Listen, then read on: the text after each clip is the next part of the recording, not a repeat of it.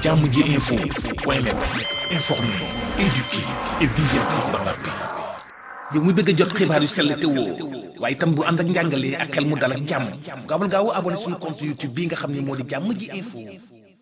mbokk yi man El Hadj Abou Bilal Koutia du ma rate benn yoon Jammji info xibaaru banlieue bi ak xibaaru Sénégal su ma ci bëggee xam lu ma leer damay dem tàppe cliquer abonné ci Jammji info daal nopp dalutina ci jàmm la. nopp dalatina ci jàmm bët gis jàmm nopp dégg jàmm gémmiñ wax jàmm ci Jammji info nga koy amee abonné leen pour xam lan mooy xew ci seen réew ci jàmm fitna sax dañ koy nëbb jàmmal ko ba ñëpp am jàmm. Leader, responsable de Pastef, responsable des partis maa ngi leen di nuyu ngeen may ma rek bala may commencer wax li nga xam ne moom lañ ma sant. ma gërëm sunu yaakaar sunu kilifa le xalif général des Mourides Cheikh Mountakha Bachir xalif général des Mourides su ma ko gërëmee nag mel na ni gërëm naa kilifa diine yëpp te maa ngi leen di nuyu kilifa diine yëpp di leen ziar mën nañu ko tuddaale ñëpp ci taxawaayam mën nañ ko tuddaale ñëpp ci fi mu toll ci kilifteef te ñépp nangul ko ko yàlla dogal bi nga xamee ni ci mbaaxam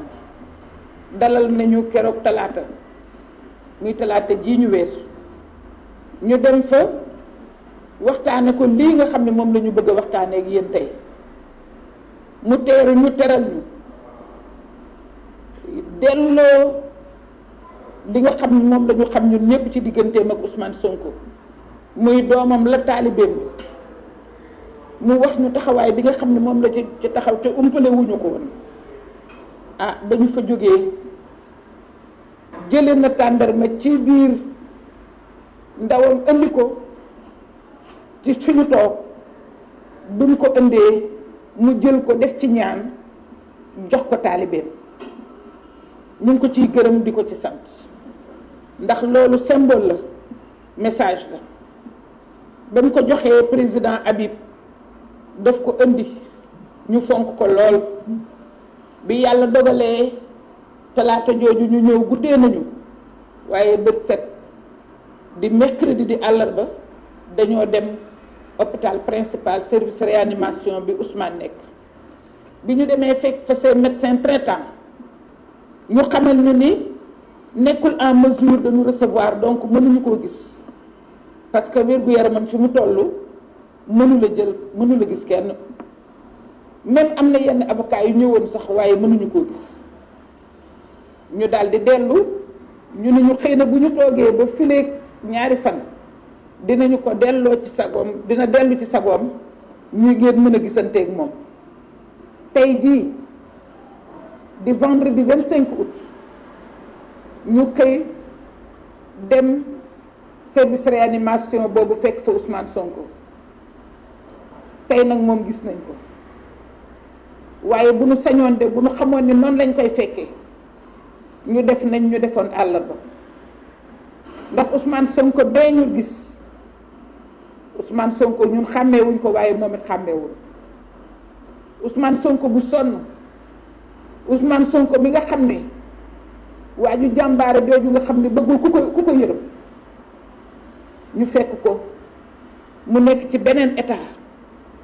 boo xam ne xàmmeewul dara ba yegg na ci ñun ñii ci suñu bopp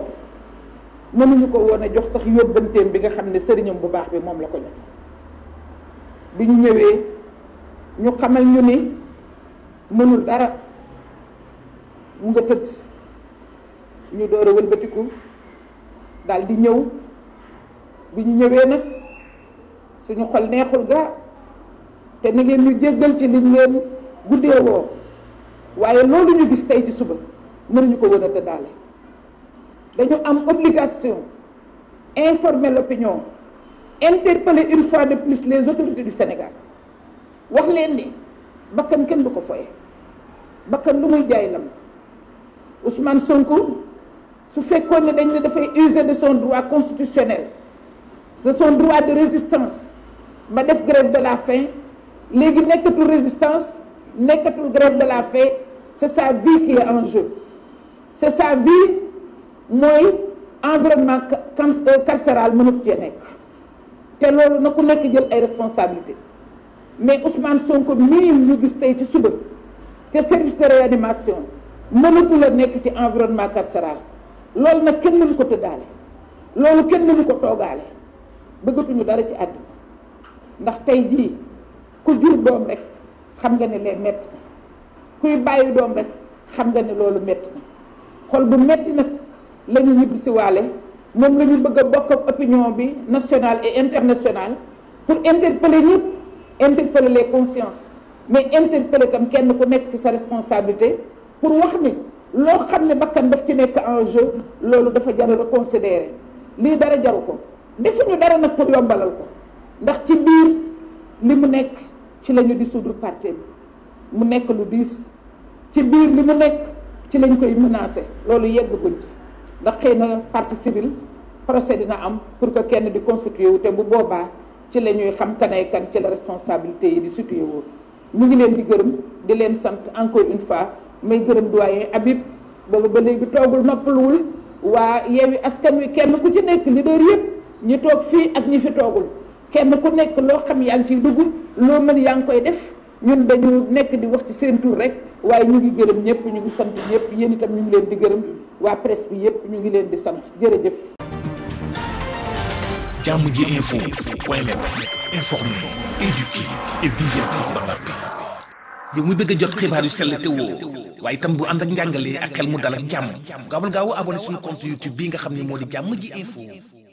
mbokk yi man El Hadj Abou Bilal Koutia du ma rate benn yoon Jàmm ji info xibaaru banlieue bi ak xibaaru Sénégal su ma ci bëggee xam lu ma leer damay dem tàppe cliquer abonné ci Jàmm ji info Jàmm ji info daal nopp dalutina ci jàmm la. nopp dalatina ci jàmm bët gis jàmm nopp dégg jàmm gémmiñ wax jàmm ci Jàmm ji info ko koy amee abonné leen pour xam lan mooy xew ci seen réew ci jàmm fitna sax dañ koy nëbb jàmmal ko ba ñëpp am jàmm